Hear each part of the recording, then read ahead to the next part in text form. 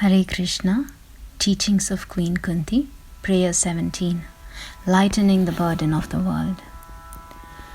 Bharavataranyanye bhuvo nava ivo dadho siddhyantya bhuri bharena jato hya atma bhuvartita.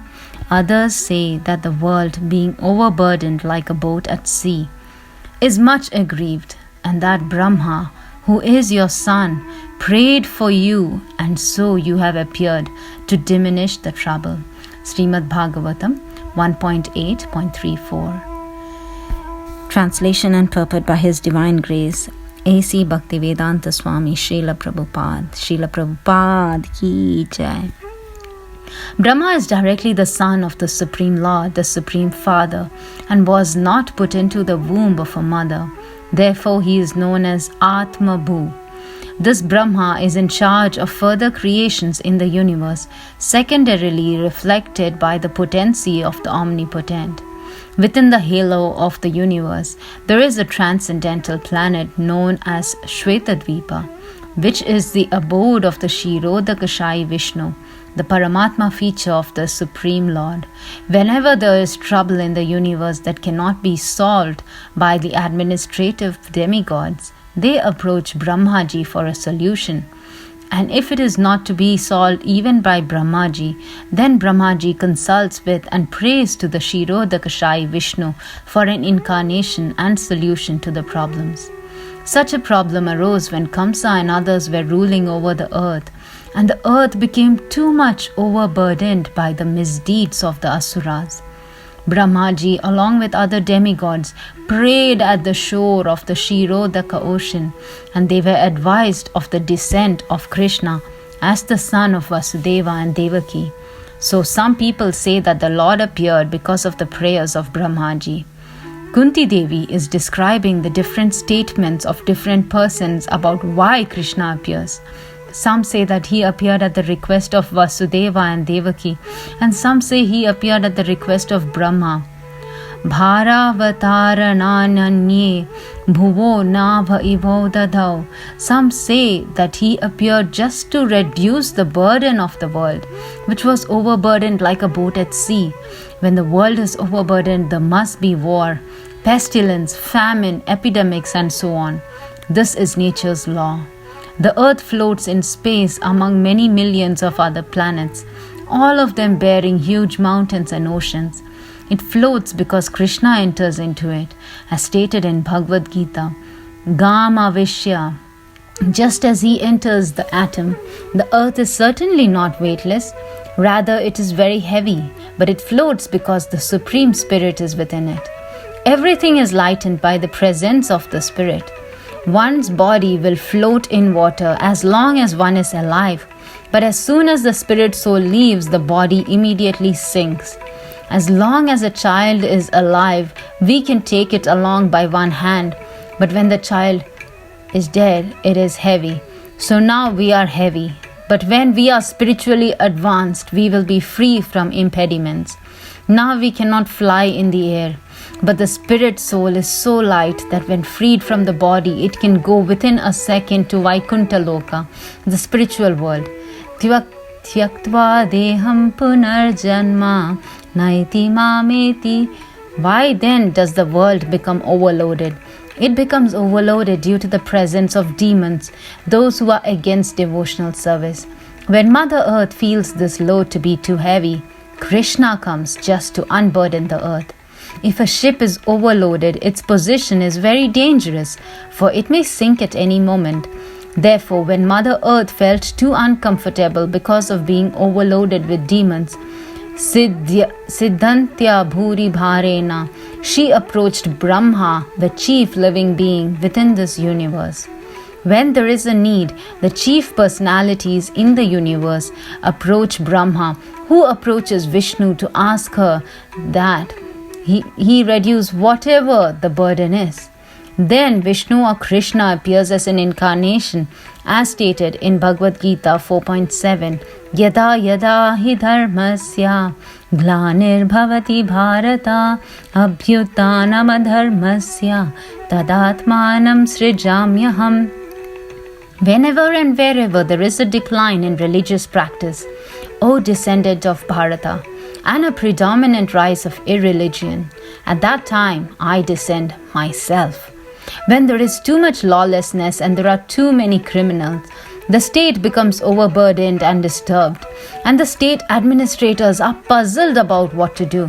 Similarly, when the world is overrun by demons and atheists, they create a burden, and the demigods, the pious administrators of the universe, become perplexed. When the people of a state abide by the laws, administration is easy. But if people are criminals, they overburden the state administrators. A similar situation sometimes upsets the balance of the cosmic affairs of this material world. Both the demons and demigods always exist, but when the demoniac powers increase, the world is overburdened. It is then that the demigods approach Lord Brahma for assistance. Lord Brahma is one of the 12 authorities known as Dwadasha Mahajanas. Swayam Bhurnaradha Shambhu Kaumara Kapilo Manu Prahlado Janako Bhishmo Balirvaya Sakirvayam. Bhagavatam 6.3.20. We have to follow the Mahajanas, the great authorities, if we want to receive transcendental knowledge. The Vedic injunction is Tat Vijnanartham Sa Gurum Eva Bigachet. If one wants to be in knowledge of everything, one must approach a guru, a bona fide authority, a spiritual master. The original guru is Krishna. As Krishna taught Arjuna, he also taught Brahma, as stated in Srimad Bhagavatam. Tene Brahma Hridaya Adi Kavaye. The Srimad Bhagavatam describes the original source of the creation, and this should be the actual subject matter of our research work. What is the original source of creation? Janmadhyasya yata. The original source of everything is the source of Janma, Sthiti and Pralaya, creation, maintenance and dissolution. Our body has taken birth at a certain date. It lasts for some years, 10 years, 20 years, 50 years or whatever according to the body. And then it will be finished. Where did this body come from? And when it is destroyed, where will it go? There are scientific laws concerning the conservation of energy. What is the source of that energy? There is a source. Yato va imani bhutani jayante. And that source is identified in the Srimad Bhagavatam. That source is not blind. Rascals think that everything has come from nothing. But how can something come out of nothing?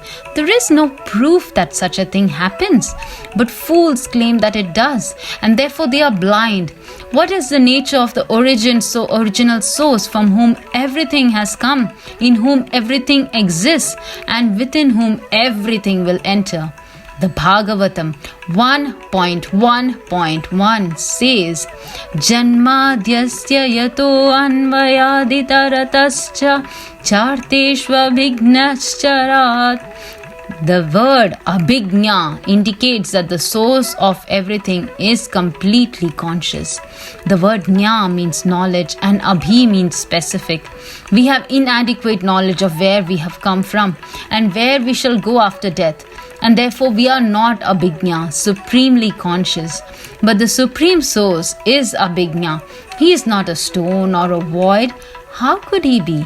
The creation itself is evidence of the consciousness of the Supreme. Everyone can appreciate the cosmic manifestation and how nicely it is working. The sun and moon rise exactly on time and without deviation, even 1/10,000th of a second. And the seasons change in the same way, bringing with them fruits and flowers. In this way, the entire cosmic manifestation is going on in a very orderly, systematic way. So unless there is some abhigna, some very clever intelligence who knows everything, how could all this have been created? Some people say that all this has come from nothing. What is this nonsense? Can such a creation come from nothing? Does this idea show very good reasoning? The Bhagavatam says no. The Bhagavatam tells us that everything comes from the person who is Abhigna, very intelligent and experienced, and that original intelligent person transmitted knowledge to Adi Kavi, the original created being, Lord Brahma. Tehne Brahma Hridaya Adi Kavaye. Brahma, the original created being, has an original source and he is in contact with that source. We understand that we get knowledge from another person with whom we are face to face. But when Brahma was created, he was alone. Therefore, how did he receive knowledge? That is explained in the Bhagavatam. Tene Brahma Hrida. The word Hrida means through the heart. The Supreme Person, Paramatma, is within the heart of every living being, including Brahma. Therefore, although Brahma was alone, he received knowledge dictated by the Supreme. The word Brahma means Vedic knowledge. Thus, the Vedic knowledge was given first to Lord Brahma. The Vedic knowledge is given to everyone because Krishna is within everyone's heart. Sarvasya chaham hridi sannivishta. But one must be qualified to receive that knowledge. Krishna helps us by giving us knowledge both from within as the super soul, Chaitya Guru, and from without as the spiritual master. Brahma receives knowledge from Krishna and distributes that Vedic knowledge, and therefore he is an authority. There are 4 sampradayas or chains of disciplic succession through which Vedic knowledge is distributed. One from Brahma, one from Lakshmi, one from Lord Shiva, and one from the 4 Kumaras.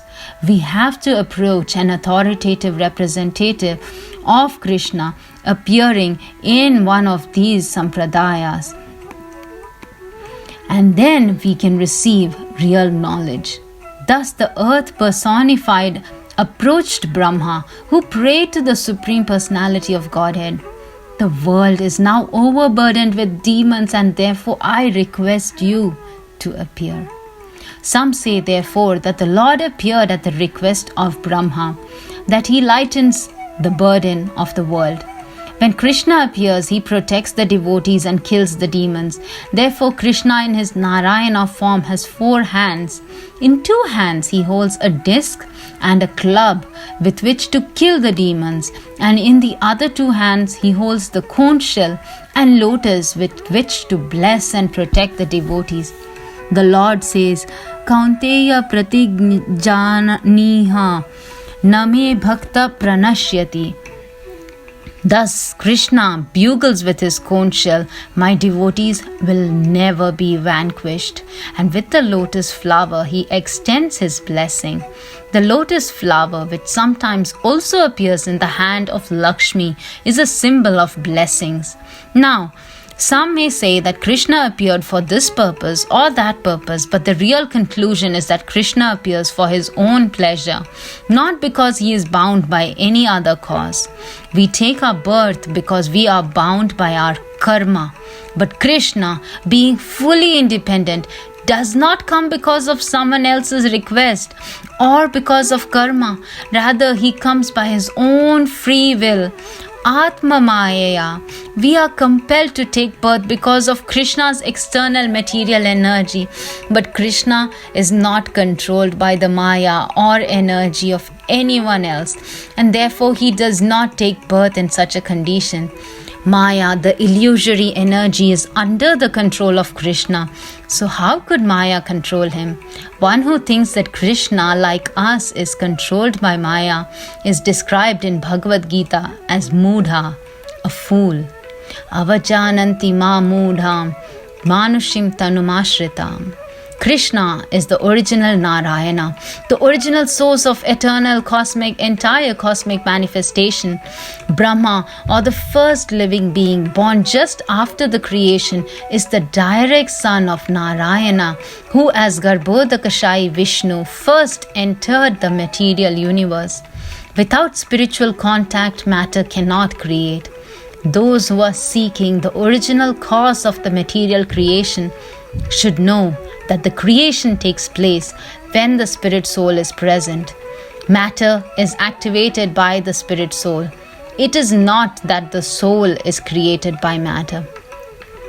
According to the Buddhist theory, The living force, the living energy we all have, is created by material conditions.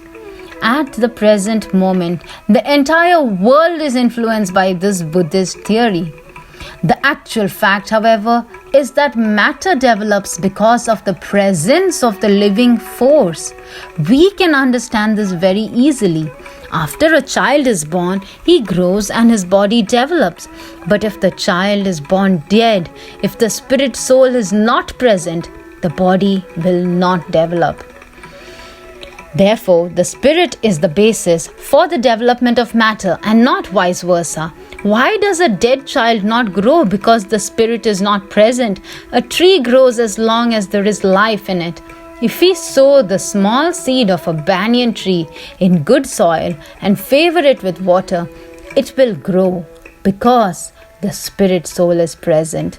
But if we were to fry such a seed in fire and then sow it, it would fail to grow because the spirit soul would not be there. Matter grows and develops because of the presence of the spirit soul, and this principle has been followed from the very beginning of creation. At the beginning of creation, the Supreme Spirit entered the universe, and the first living being, Brahma, was born on a lotus flower grown from the transcendental abdomen of Vishnu.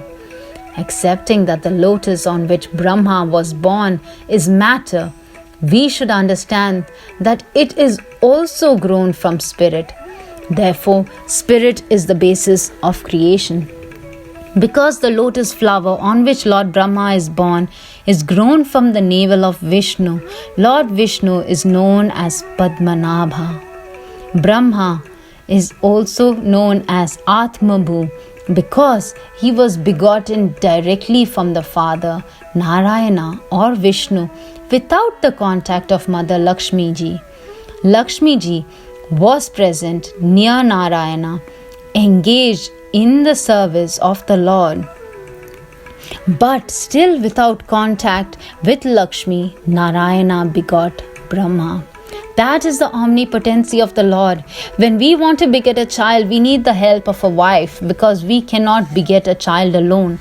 But Krishna, Lord Vishnu, produced Lord Brahma without the help of his wife Lakshmi, although she was present, because he is not dependent on anything. One who foolishly considers Narayana to be like other living beings should take a lesson from this. The Vedic literature forbids one to think that other living beings are on an equal level with Narayana. Yastu Narayanam Devam Brahma Rudradi Daivate Samatveneva Sviksheta Sapashandi Bhave Dhruvam. Someone has invented the word Daridra Narayana, trying to show that Narayana has become poor and that the beggar who comes to my door to beg is also Narayana. This is not authorized in the Vedic literature. Narayana is the master of Lakshmi, the goddess of fortune, and only fools think that he somehow becomes poverty stricken. Rascals say that Narayana, Brahma, Shiva, all the demigods, you, I, and everyone else are all on the same level. This is foolishness. Narayana is Asamaurdhva. This means that no one can be equal to or greater than him. Therefore, Krishna himself, the original Narayana, says in Bhagavad Gita, Matta parataram nanyat, there is no one superior to me, nor is anyone equal to him. The word asama means that no one is equal to him, and anurdhva means that no one is greater than him. This is the position of the Lord. Narayana is not an ordinary living being. He is the personality of Godhead himself, and he has all the potencies of all the senses in all parts of his transcendental body. An ordinary living being begets a child by sexual intercourse and has no other means to beget a child than the one designed for him. But Narayana is all-powerful, and therefore he can beget a child from his navel. Every part of his body has full potency, as explained in the Brahma Samhita 5.32. Angani yasya sakalendriya vrittimanti. For example, I can see with my eyes, but Krishna can also see with his eyes. Foolish rascals will say, you are offering food to Krishna, but what has he eaten? It is still here. He has not eaten anything. Such people do not know that Krishna can eat just by seeing, for he can do anything with any part of his transcendental body. When a washerman refused to supply clothes to Krishna in Mathura, Lord Krishna displayed his transcendental potency by cutting off the man's head with his hand. How was this possible? It was possible by the Lord's omnipotence. The Lord is complete and independent to do anything and everything, but by his various potencies. This is explained in the beginning of Srimad Bhagavatam by the word Abhignya Swarat. The word Swarat indicates that he is self-sufficient, not dependent on anyone. That is the qualification of God. Nowadays, there are so many self-proclaimed incarnations of God. But as soon as they have some toothache, they immediately say, "Oh, doctor, help me, save me." If you are God, save yourself. Why go to a doctor? Such persons are rascals, and they make it very difficult to spread Krishna consciousness. The whole world is now overburdened by such rascals and demons, and therefore the atom bomb is waiting for them by the will of the Supreme. Hare Krishna.